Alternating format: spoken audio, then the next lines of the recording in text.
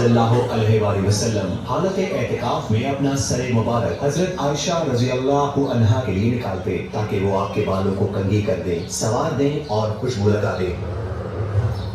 جہاں تک حجرہ شریف کے صحن میں موجود اشیاء کا تعلق ہے تو اس میں آگ جلانے کے لیے ایک چولہا تھا اور کچھ دیگر اشیاء جیسے سفری بستر، زین یا لکڑی۔ جہاں تک اس ڈھکے ہوئے حصے کا تعلق ہے، یہ وہ جگہ ہے جو رہائش اور رات گزارنے کے لیے مختص کی گئی تھی، اور یہ ایک معمولی سا کمرہ تھا جس کا رقبہ تقریباً 5 بائی 6 میٹر اور اس کی چھت کی اونچائی تقریباً 2.5 میٹر تھی۔ گھر کی دیواروں کی بنیاد پتھروں سے بنی ہوئی تھی اور دیواروں کو مٹی کی اینٹوں سے بنایا گیا تھا، اور گھر کی چھت کھجور کے تنے سے بنی تھی اور اس کے اوپر کھجور کی شاخیں اور گھاس ڈالی گئی تھی اور اس کے اوپر مٹی کی ایک موٹی تہ تھی۔ اور اگر ہم اس گھر کے اندر داخل ہوں تو یہ ایک معمولی رہائش گاہ ہے۔ یہ بان سے بنی ہوئی چارپائی اور وہ کھجور کے درخت کی چھال سے بھرا ہوا تکیا اور ایک لحاف ہے، اور یہ ایک شیلف ہے جس کے اوپر تھوڑے سے جو پڑے ہوئے ہیں، اور یہ ایک لٹکا ہوا مشکیزہ ہے، اس میں تھوڑا سا پانی ہے۔ اور اگر ہم نبوی گھر سے نکل کر لکڑی کی سیڑھی پر چڑھیں تو گھر کی چھت پر کونے میں ایک چھوٹا سا کمرہ ملے گا جسے مشربہ کہا جاتا ہے۔ اے اہل ایمان، یہاں اس حجرے شریف میں رسول اللہ صلی اللہ علیہ وآلہ وسلم حضرت عائشہ رضی اللہ عنہا کے ساتھ رہتے تھے، جو کہ آپ صلی اللہ علیہ وآلہ وسلم کو لوگوں میں سب سے زیادہ محبوب تھی، اور آپ صلی اللہ علیہ وآلہ وسلم نے ان کے ساتھ پیار سے بھری پاکیزہ، روشن، اچھی صحبت والی خوبصورت زندگی گزاری۔ یہاں وہ ہستی رہتی تھی جس نے اپنے پیغام سے پوری دنیا کو روشن کیا۔ آپ صلی اللہ علیہ وآلہ وسلم نے اس مبارک گھر میں اپنی زندگی کے 9 سال گزارنے کے بعد وفات پائی، اور سیدہ عائشہ رضی اللہ عنہا کے سینے پر اپنا سر مبارک رکھ کر پاکیزہ سانسیں لیں، اور آپ اس گھر میں دفن ہوئے، اور حضرت عائشہ رضی اللہ عنہا اسی گھر میں ٹھہری رہی۔ پھر 3 سال سے بھی کم عرصے کے بعد ان کے والد حضرت ابو بکر صدیق کا انتقال ہو گیا، اور ان کے ساتھی نبی صلی اللہ علیہ وآلہ وسلم کے پاس دفن کیا گیا۔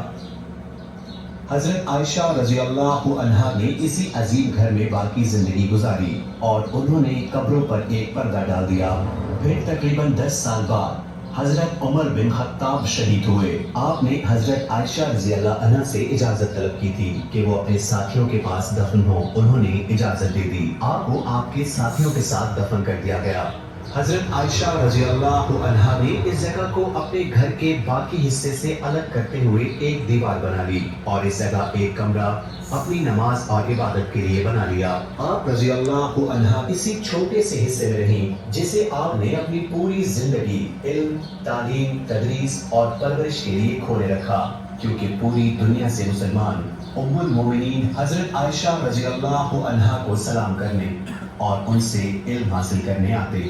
اور وفات تک ان کا یہی طرز عمل رہا۔ پھر انہیں البقیع قبرستان میں دفن کیا گیا، اور اس گھر کو مضبوطی سے بند کر دیا گیا، اور ہجری کی 88ویں سال تک ایسا ہی رہا۔ اور الولید بن عبد الملک رحمۃ اللہ علیہ کے دور خلافت میں عمر بن عبد العزیز رحمۃ اللہ علیہ نے ان کے حکم سے حجرہ شریف کو دوبارہ مضبوط تعمیر کیا تاکہ آپ صلی اللہ علیہ وآلہ وسلم کی قبر شریف کو محفوظ بنایا جا سکے، اور اسے مسجد میں داخل کر دیا گیا، اور اسے یعنی حجرہ شریف کو مضبوطی سے مکمل بند کر دیا گیا، اور اندر جانے کے لیے کوئی راستہ یا روشن دان تک کھلا نہیں رکھا گیا۔ اور آپ رحمت اللہ علیہ یعنی عمر بن عبد العزیز نے باقی امہات المومنین کے حجرات بھی ان کے گھر والوں سے خرید دیے اور انہیں مسجد نبوی میں شامل کر دیا۔ پھر آپ رحمت اللہ علیہ نے قبروں کو مسجد سے الگ کرنے کے لیے مضبوط سیاہ پتھروں کی 5 رخی دیوار بنائی تاکہ لوگ قبروں کی طرف منہ کر کے نماز نہ پڑھیں۔ پھر سال گزرتے گئے اور مسلمانوں کے خلفائے راشدین اور ان کے حکمرانوں رحمہم اللہ نے حجرہ شریف اور اس کی دیکھ بھال اور اس کے تعمیری امور کا خاص اہتمام کیا، اور بے شک زائر اور قبر مبارک کے درمیان 3 رکاوٹیں ہیں۔